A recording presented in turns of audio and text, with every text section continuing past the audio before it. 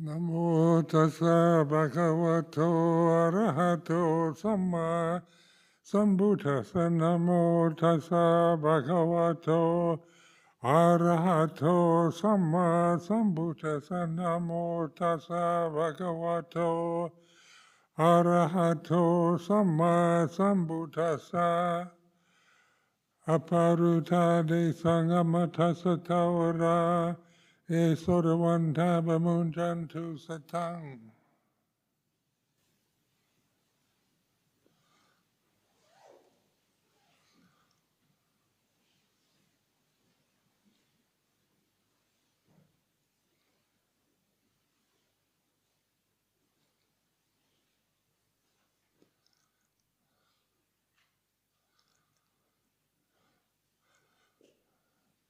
This afternoon is our opportunity to reflect on the way it is.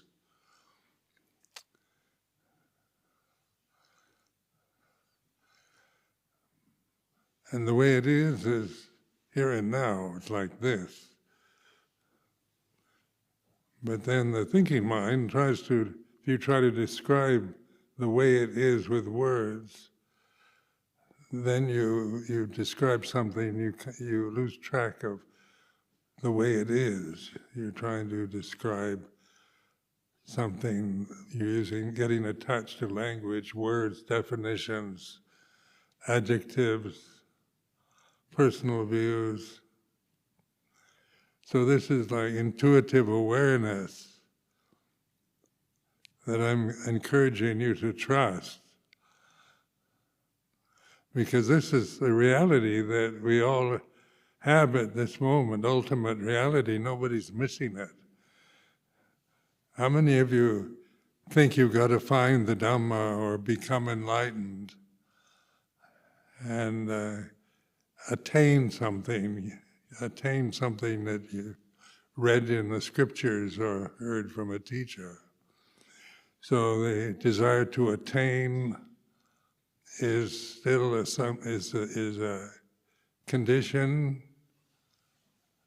that you create. I'm somebody, you assume, I'm somebody unenlightened and I need to become somebody enlightened. And the way it is at this time is that's the thinking. Those are thinking words that you identify with, you grasp, believing what you are thinking, that enlightenment is something you don't have and is something you've got to get. We usually think of it as very high up or very refined or very distant, something you've got to struggle to get hold of, accomplish and achieve. But Dhamma is apparent here and now. It's not something distant. And so when we talk about awakening, it's realizing this for yourself. No matter how much I might talk like this or encourage you,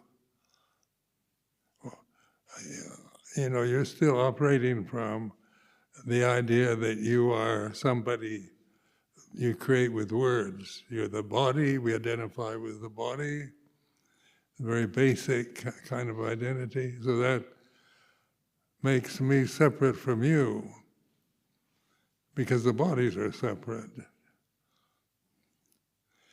So we see ourselves in terms of what's separate, what's different, what we define or what somebody tells you.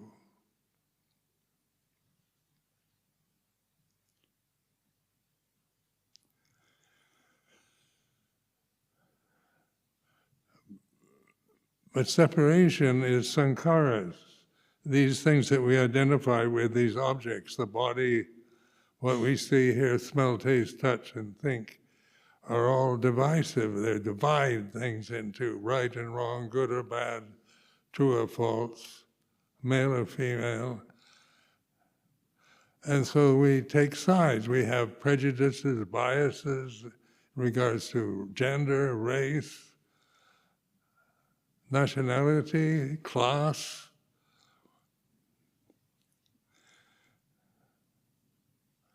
And so this is why we have wars. How can we solve the problems of war in the world? It seems to be becoming more warlike, more divided, because of this basic ignorance, avijja.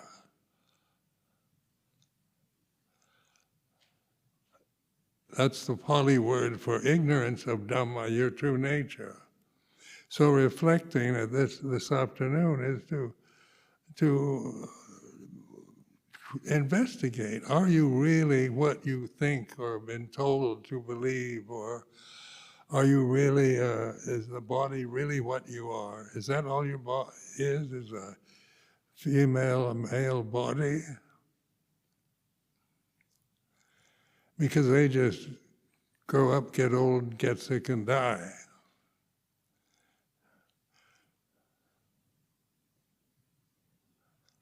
So investigating is really finding out your true nature.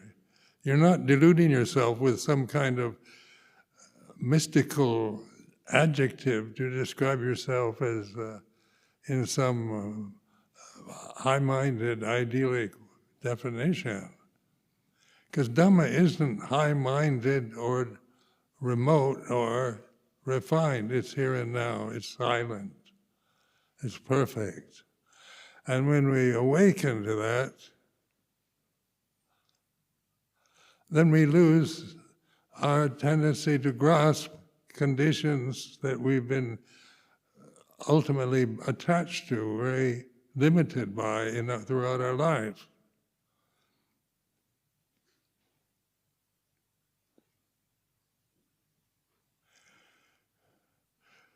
So can you find happiness in the world? Is what we want as separate individual people. We want to be happy, we want to be peaceful. But then we still suffer. Just the past few years with the COVID epidemic, that made us live separately, and a lot of fear and of contagion, fear of dying. And that's because we see ourselves as these bodies which are very delicate forms.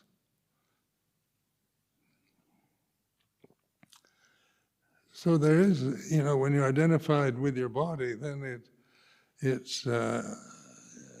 limits you to see yourself as lonely, separate. You get jealous, you get guilty, you get frightened, because these bodies are lonely conditions. Basically, each one of us as a physical form is living in a vast universe that the physical form can't really understand. Who created the sun and the moon and the stars? How did it all begin? Is there a God, or there isn't any God? Is there, we can spend our lifetime questioning and trying to find out these kind of questions, answers to these questions. We can believe there is, or we can believe there isn't any God.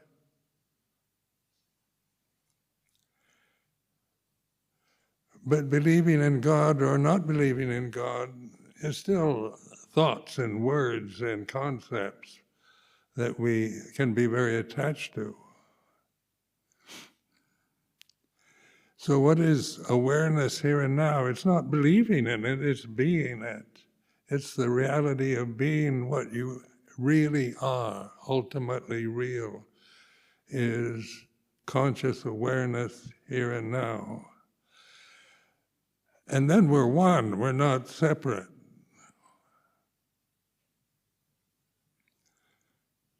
But as long as we bind ourselves to the forms, to views and opinions, to what we've been told or our habit patterns, our emotional habits, these are all different. Even among individuals, we don't have the same emotional reactions to the same stimuli.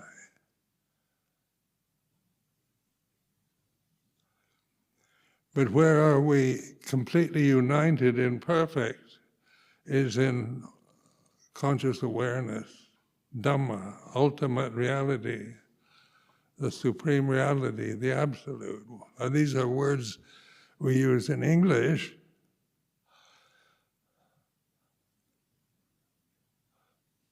But then absolute reality, what is that?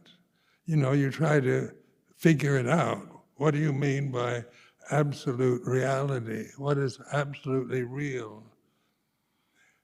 And your mind goes blank because you can't figure it out. Your thinking mind can't handle absolute reality or Dhamma, because the thinking mind is sankharas, they're created. No matter how sublime or vulgar or coarse or refined the thoughts might be, they are sankharas, they have a beginning and an end.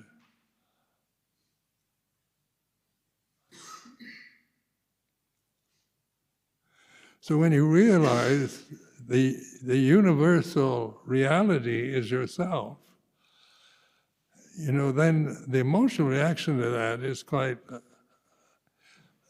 it varies from one individual to the other. It's hard to believe because the sense of a separate self is so strong.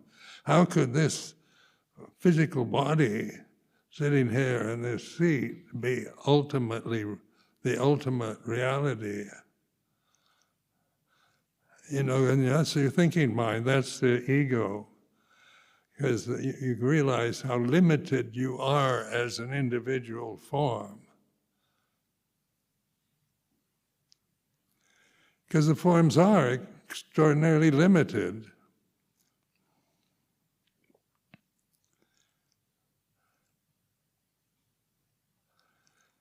And so when you never question the identities you're clinging to, then you're always seeing yourself in various ways of being good or bad, right or wrong, virtuous or sinful, because these are conditions that we experience through the forms. So we can do good or do evil, we can speak badly, tell lies, curse others, or we can send metta and compassion to them. What's skillful and unskillful is about form. So, but are we ultimately skillful or ultimately unskillful? Is that your true identity?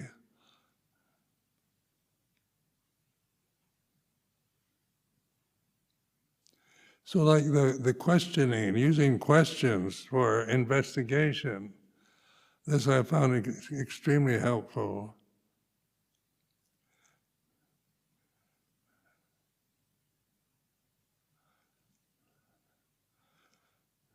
Because the conditioning process is so, when you're born, you don't see yourself as good or bad or male or female or Christian or Buddhist, good or bad.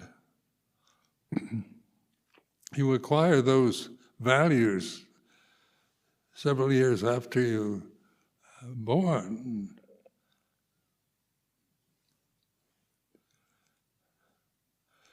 So that's where we because they're so part of an early experience of cultural conditioning.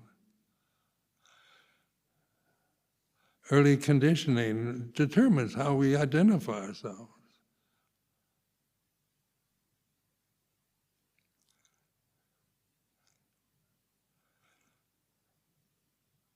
So that can go through your lifetime. I'm good boy or bad boy, or I'm a sinner, or I'm lovable or I'm not, I'm right or wrong, and we can, go through a whole lifetime of holding to views about ourselves that we don't know what we're doing. We're so bound by these views because we acquired them before we could investigate anything. When you're born, your mother is God. You depend on her to take care of you and nurture you. She's your informant. Tells you, informs you about whether you're good or bad, or Christian or Muslim. And so that's the early conditioning that sometimes we never question. So like religious prejudices. If you're brought up as a devout Christian, then you're told that Islam is wrong, or any other religion is false. So you acquire that kind of knowledge through cultural conditioning. You don't know. You have no way of knowing whether they're right or wrong, good or bad. And with meditation, with vipassana kind of practices, is to investigate. And that we're not educated to do. Our education experiences are all about right and wrong, good and bad, true and false. It can be scientific, it can be intellectual, it can be very bound to a religious belief or a non-religious belief, to nationalism, to race identities. Bind yourself to these identities because we don't know any better when we're a child.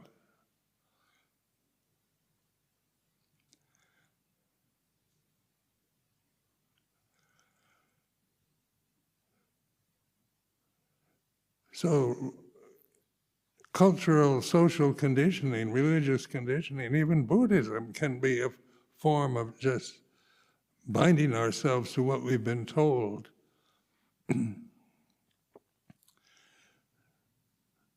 So, we can, from the Thai forest tradition that I entered with Luang Por Chah in Newborn, we felt we were better monks than village monks. You get this impression that we are somehow much better because we don't carry money and we keep the Vinaya strictly, so we're better than village monks who aren't so strict about Vinaya rules. So that seems, true in a way, but when we take it personally, then we become prejudiced. We become biased against village monks.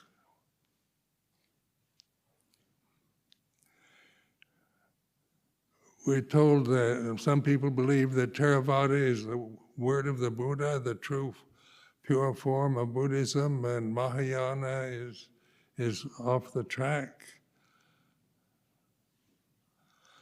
And that's because we divide Buddhism into Mahayana, Theravada, or Hinayana. Oftentimes, Mahayana's Buddhists regard Theravada as Hinayana, which means lesser. Mahayana means greater. And as a being personally conditioned to want to not want the inferior, you want the best, Mahayana. I mean, that's how the thinking mind works. You want not something that's lesser, you want something greater, because we are assuming greater is better than lesser. So the logic that we cling to can really create division and misunderstanding and biases.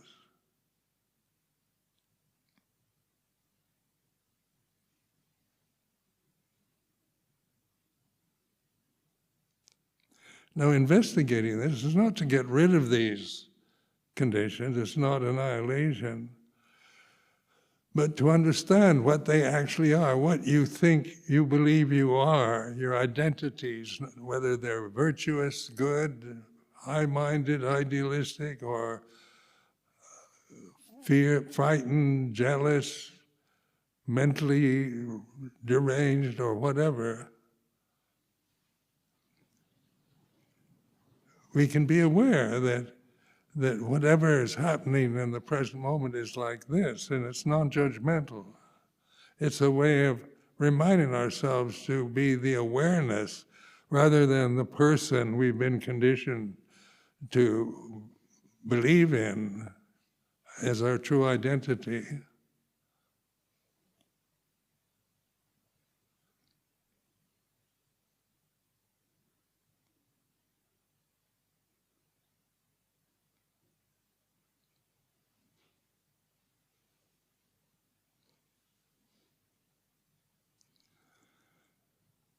So this is, my intention for talking like this is to encourage you to investigate life, not to convert you or believe everything I say, but try it out. And the questioning, asking questions is a good way to do it. Like doubt. We have whatever we believe in blindly, and then we can doubt it. Somebody says, Theravada is wrong, and then we can think, is it wrong? And or Theravada is the true form of Buddhism, it's better than all the rest, and you can think, is it really, or is this just a prejudiced view? Doubt is the grasping of thinking.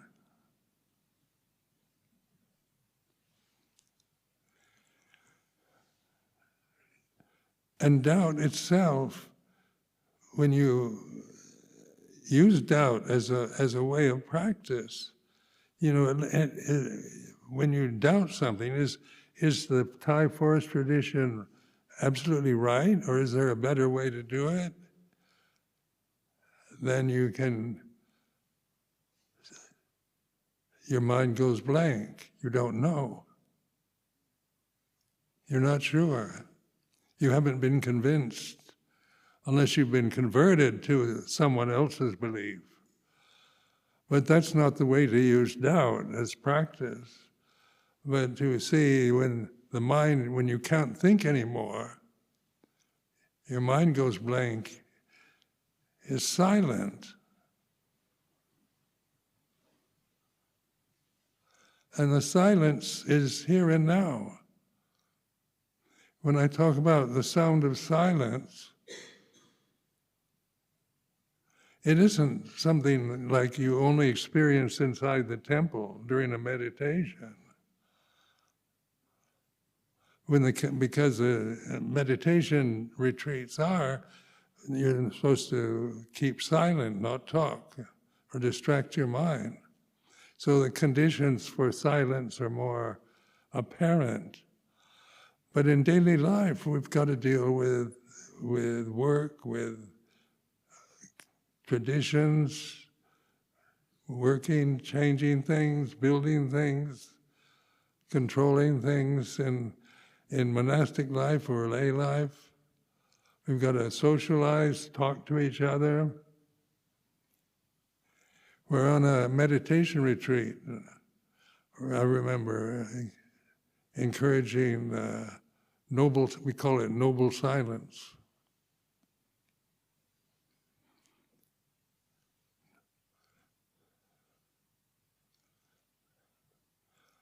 So I used to notice at the end of a 10-day retreat here at Amaravati,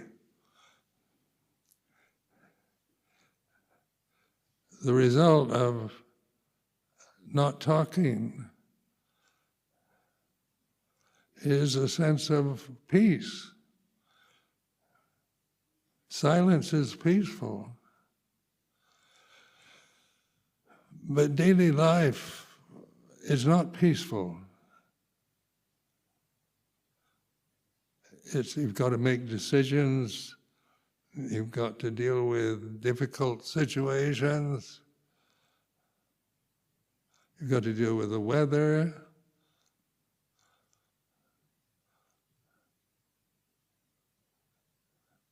So these are not peaceful conditions. So the conditions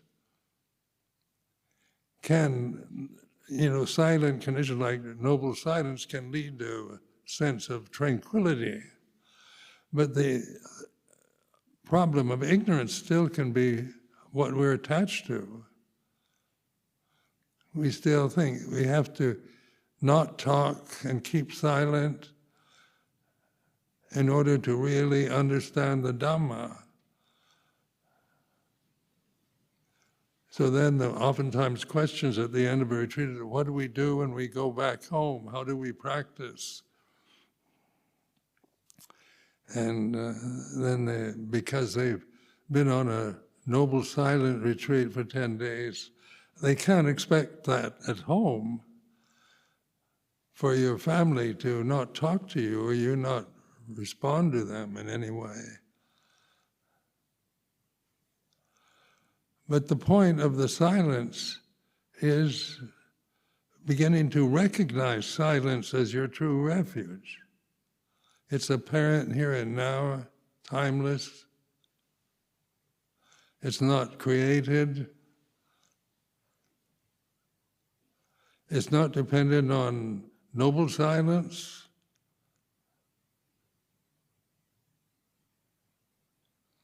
And through investigation, you begin to realize this for yourself.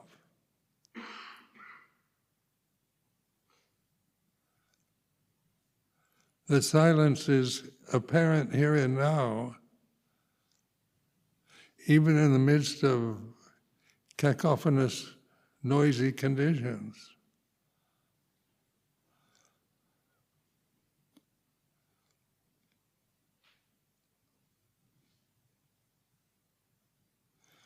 So silence doesn't have a language. It's not Pali, not a scriptural language, it's not Sanskrit, it has no, these were created conditions, these are sankharas. The word Dhamma is a sankhara in itself. It's a word. So examining just the word, something generally we believe in and trust, is Dhamma. We take refuge in Dhamma, ultimate reality. And we can say that, and it's recommended to take Dhamma as your refuge. But what is it? What is it here and now? What is Dhamma right now? If it's apparent here and now, what can it be? Can it be the body or the emotions or the space or, any word doesn't fit unless you believe the apparent here and now is what you're seeing at this moment. Then it's personal. Like apparent here and now as a person. I'm sitting here and you're sitting there. That's we can see that as apparent here and now, but that's convention. That's not Dhamma, that's not reality.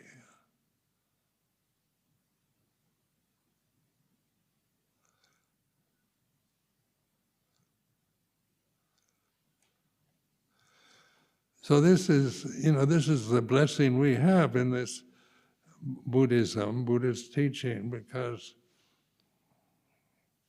It's not dogmatic.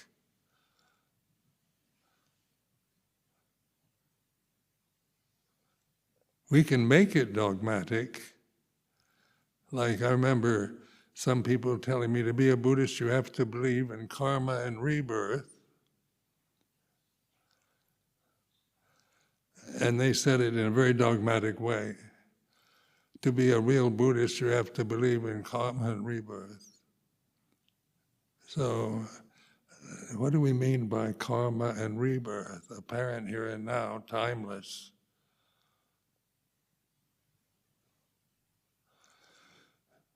So I might give you definitions of what karma is, or rebirth, theories about rebirth or reincarnation. They might be very good definitions, skillful definitions, but they're still definitions, they're still sankharas.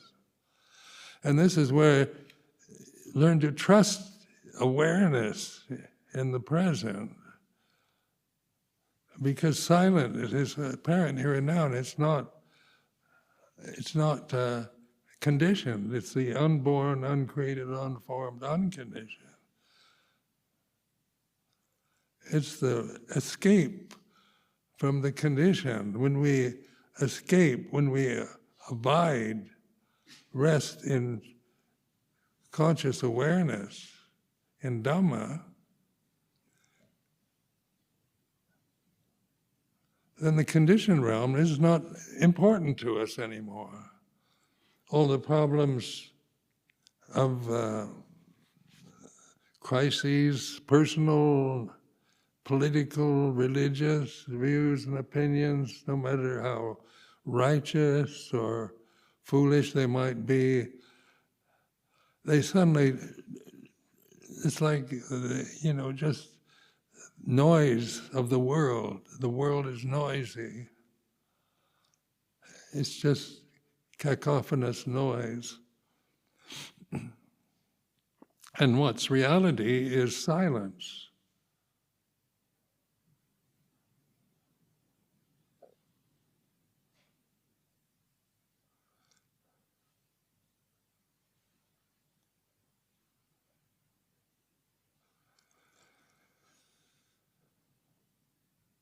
So it's learn to realize, to question your identity.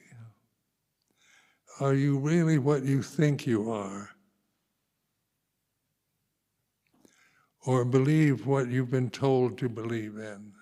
It might be right or wrong, but belief is still a sankhara. Sankharas arise and cease, they're impermanent, and they're not personal. They're just, as described in the scriptures, empty phenomena.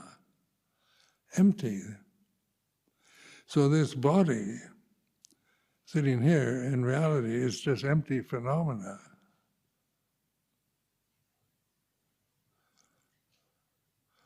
And then conventionally, it's Ajahn Sumedho.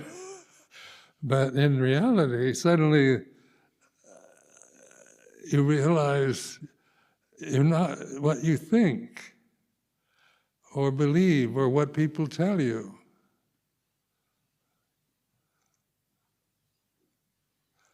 These things arise and cease, like our habits, our emotional habits, our what we call our karma, or the individual qualities that we have as separate forms.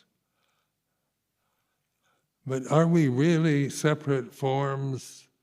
And I'm not asking you to just say it's wrong, because conventionally we are separate. But ultimately we're one.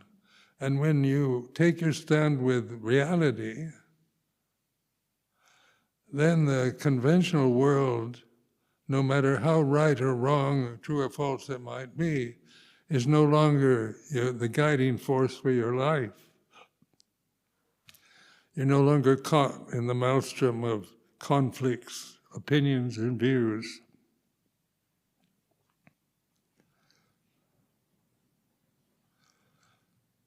And that's what enlightenment is. It's apparent here and now. It's not distant, something you have to do something to get. How many of you are obsessed with meditation? You've got to meditate in order to become enlightened. It's not that it's wrong, but it's still the ego. You believe because you've never questioned your true nature, you've never investigated Dhamma, then you're operating from the biases, prejudices, views, and opinions you acquired since you were an innocent child, and you change your mind when you're a teenager in university, or whatever identity you might be clinging to. That identity is an empty phenomenon.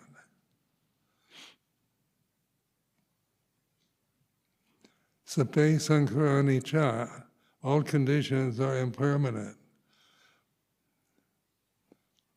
That means all conditions, it's not just there's some conditions that are permanent.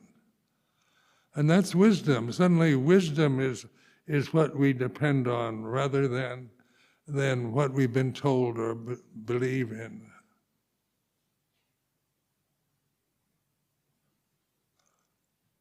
Because basically wisdom is our true nature. It's available to all of us.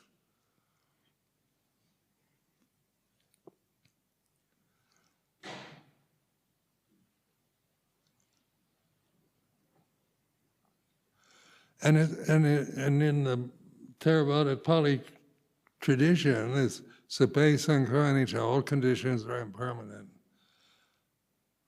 Is there a condition that is permanent? Ask yourself. And you say, well, the scriptures say all conditions are impermanent. I believe that. Well, fair enough, it's a good belief.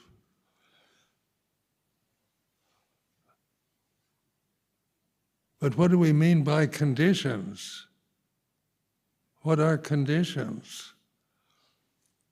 Sape Dhamma anatta. Dhamma is not personal, not my Dhamma and your Dhamma. It's not Mahayana or Theravada.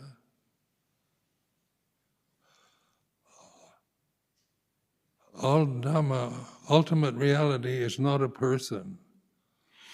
And then many of us were brought up personalizing ultimate reality in the Christian view of God. So we personalize ultimate reality into a patriarchal form. Because when we talk about God, you always think of a male kind of patriarch, at least I do, a kind of judgmental figure that always is looking at you, your sins, and making judgments about you.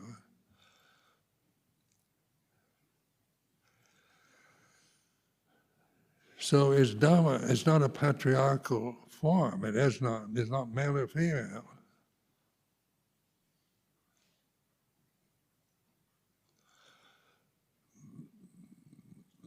But really, God is Dhamma.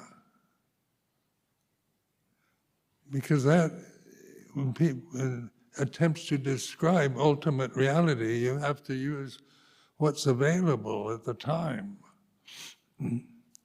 And patriarchs, grandfathers, kings, emperors have that form of power and judgment over us when we're children, teenagers, adults. There's always some kind of judgment, fatherly judgment, patriarchal judgment, or by the boss, by the king, by the president. Because that's their conditioning. They are judgmental, holding to concepts and views.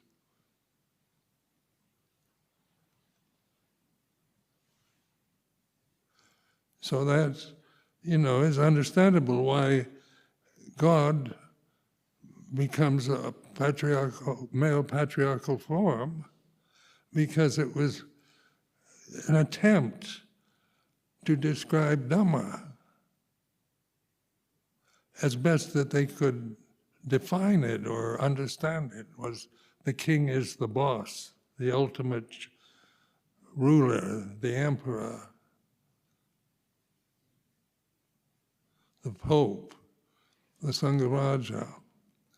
He put high titles on people, and then we think of them as being invulnerable and righteous, and he's the Pope, so he must be right, absolutely right, because I've been told that.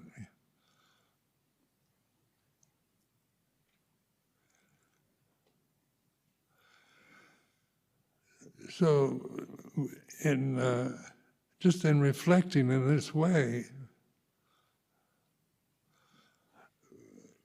we begin to not take a stand against, like become an atheist or deny God, but what do we mean by God? What is God apparent here and now? And you can make a case for that. Is it your true nature? Are you a sinner because you were born? A newborn baby hasn't had any chance to sin. You do that when you're older. And so sin and virtue are concepts that we project to our religious beliefs or scientific beliefs, our intellectual abilities.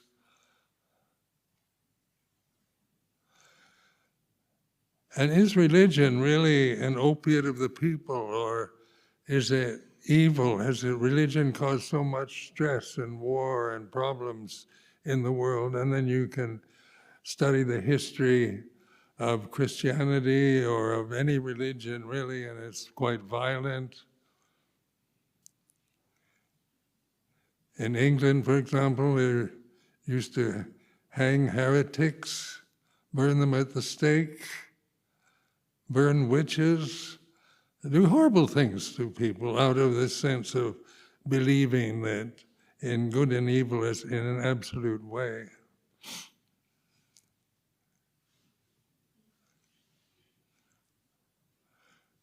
But Allah or God or Brahma or all these high-titled thoughts are sankharas. That's true. That's a fact.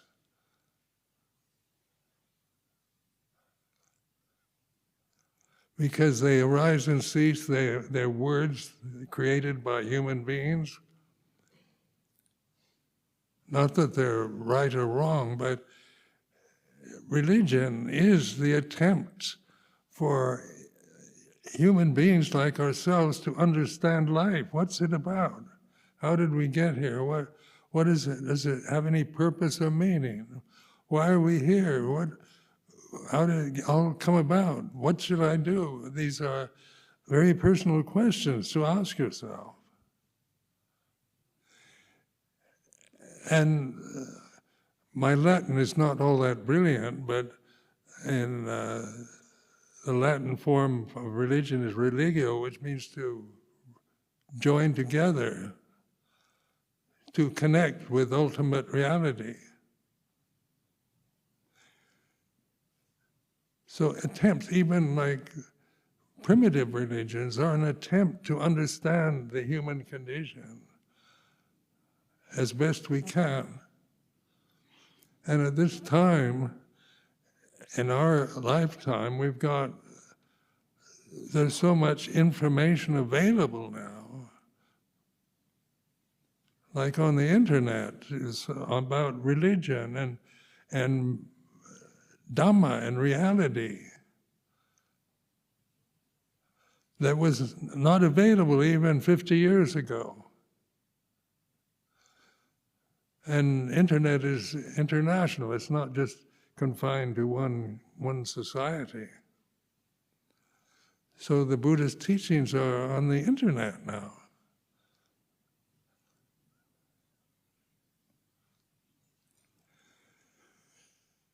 And that is something that we can praise, because it's worth, encouraging us to investigate our lives rather than to just be caught in the momentum of our conditioning.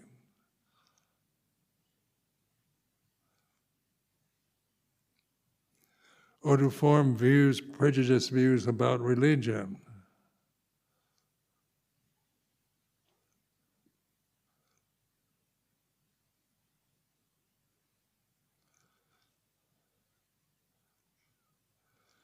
So the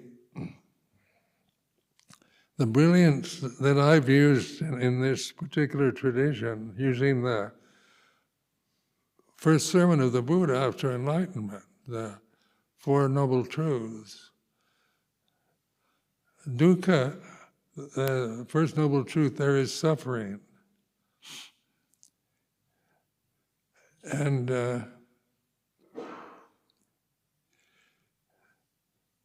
that baffled me, because that's not very inspiring. What if you're enlightened? You're enlightened now, you're a Buddha. And what you can tell your 5 colleagues when they're asking you, what have you realized? And it said, there is suffering. It sounds rather banal.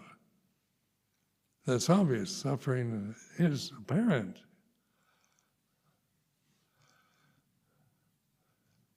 And it should be understood. So that and like in English, to understand something means to look it up in the dictionary, get a definition of suffering. So, looked up in the Pali dictionary and the suffering, and because I wanted to understand it, but that doesn't really help. Just getting a definition of suffering. But it should be understood. Means to really use suffering as a way of observing this sense of fear, anxiety, worry.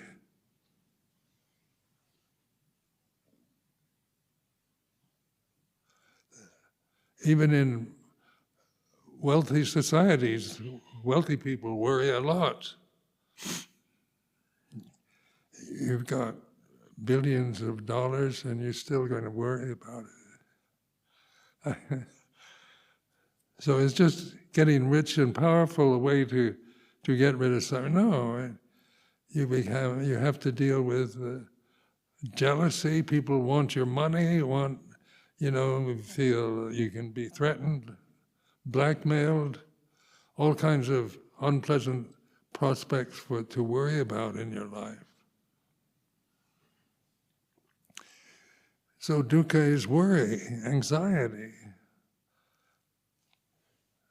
And so this is the first noble truth. To understand it doesn't mean to blame it on somebody or a political system or your mother and father or anyone else, but to look inward.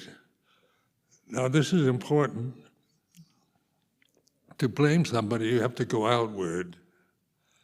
You have to start thinking, who abused me, who misused me, took advantage of me, and I suffer because of that. That's going outward, that's not going inward. So going inward, you start looking at the reality of suffering.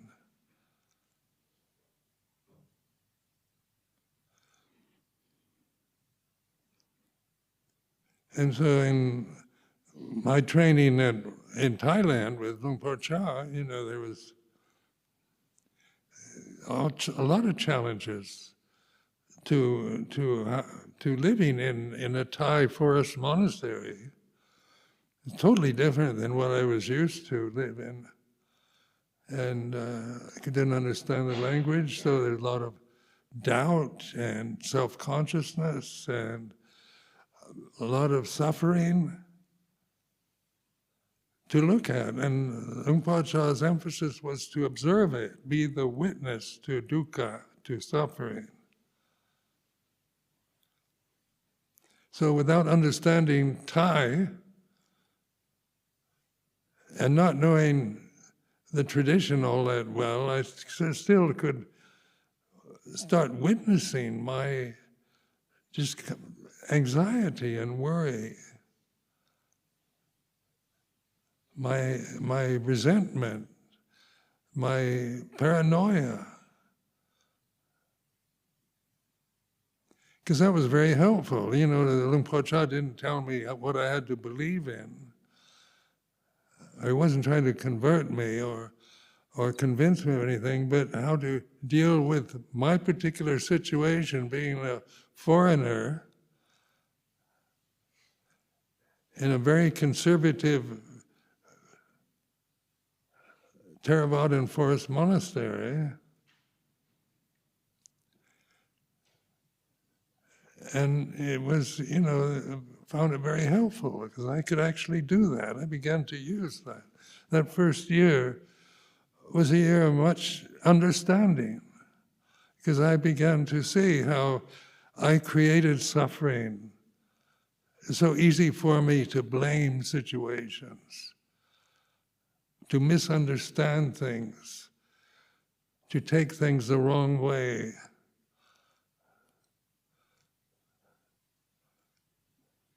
Because I felt alone, didn't have anyone to talk to, couldn't grumble to anybody, couldn't complain, couldn't speak the language, nobody understood English. So there I was, and yet I grumbled and complained inwardly, but I began to observe that.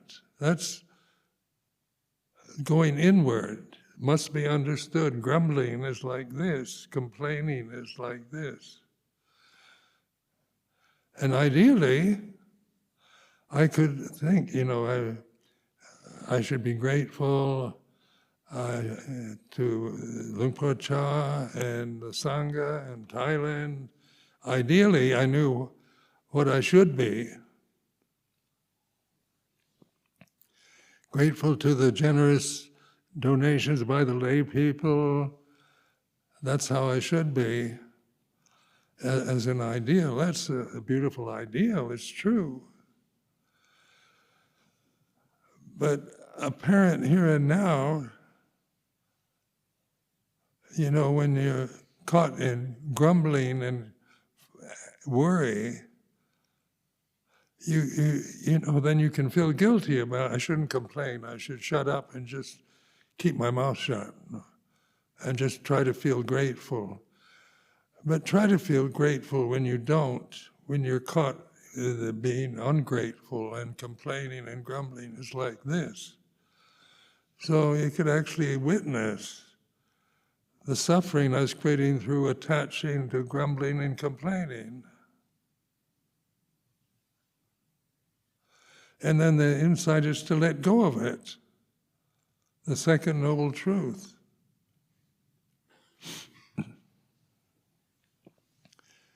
Not to just suppress it, which I could do, you know, with my idealistic nature. I should be grateful and have loving kindness for everybody, but that would be suppressing. That would not be going inward. That would not be Upanayaka Dhamma. It would be what I'd been able to do most of my life was suppress my feelings by clinging to ideals about what's proper and right.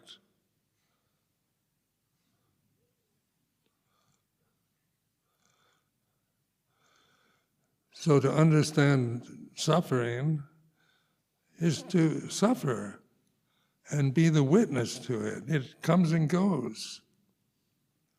It's not permanent. It's a sankhara. It's through conditions as the human body suffers. I had malaria quite severely in Thailand, and that was very unpleasant. And then when I addressed Luang Por Chah, I said, how do I meditate with malaria? Because I was a samadhi addict. I wanted to get samadhi, jhanas, and then malaria and I thought I was getting somewhere. I'm getting really good samadhi, and then I get malaria. I can't concentrate the mind. I am conditioned, an American conditioned to fear malaria. You hear about people going crazy with malaria or dying, and that's the information I had about malaria. And Luang Por Chah, well, malaria is your practice. Now that was really helpful because suddenly I could just go inward and look at, the actual experiences of malaria weren't all that bad. You have these incredible fevers, and then fevers break. And that when the fevers break, the malarial fever, it's a very pleasant kind of experience. I began to notice just how cyclical these fevers would arise and cease. Rather than worrying about, is it going to go to my brain? Will I become mad? Will I die? These are the conditioned reactions of growing up in a country where malaria was only a rumor. It wasn't a problem in the United States when I lived there.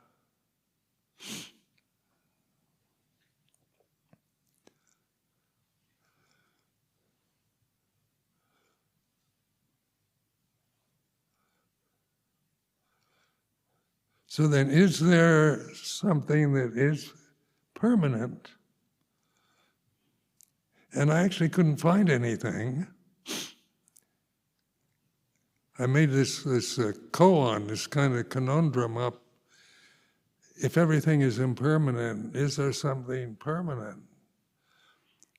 And then as I witnessed to the conditions as impermanent, I could see that. My thoughts were impermanent, my emotions were impermanent, my body's impermanent. The trees in the forest were impermanent, the weather's impermanent. Monastic life is impermanent, everything is impermanent. But I began to awaken to silence.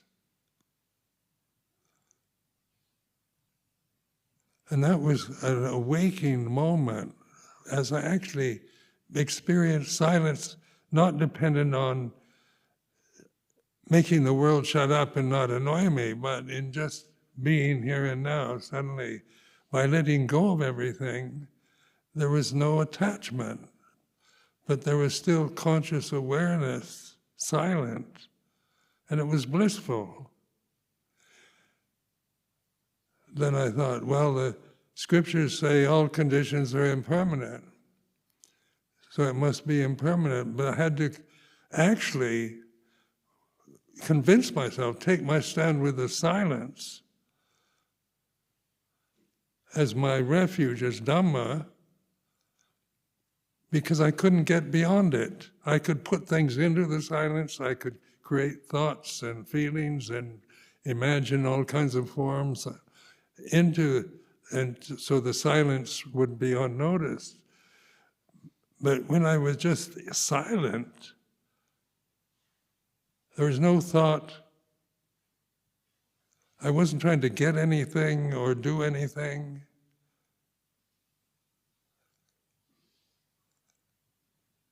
But it didn't seem like much to my conditioned self. You hear about Buddha's enlightenment and the earth quaked, and the earth wasn't quaking. It was silent.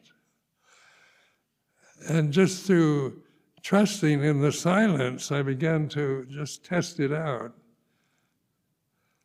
Like I didn't teach sound of silence for years because I wanted to find out where it would take me.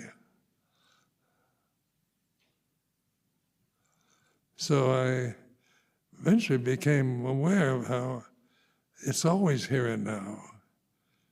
It's the unconditioned. I don't create silence as a person. I can create tranquility through controlling conditions. I can do that. But silence, pure silence, I can't create. So it's the unborn, uncreated, unformed, unconditioned.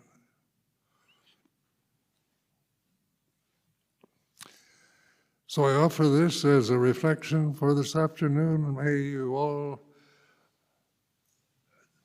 investigate your lives and find out your true nature is not what you're thinking.